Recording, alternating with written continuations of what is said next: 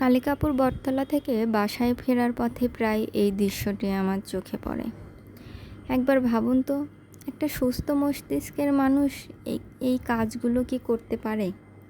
পৌরসভা থেকে ময়লা ফেলানোর জন্য ডাস্টবিন দেওয়া হয়েছে, তারপরেও সবাই ময়লাগুলো নিচে ফেলে।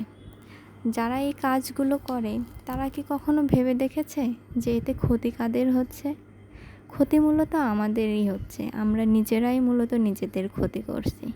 এই ময়লাগুলো ফেলার কারণে আমরা কি কখনো ভেবে দেখেছি যে কী ধরনের ক্ষতি আমাদের হচ্ছে?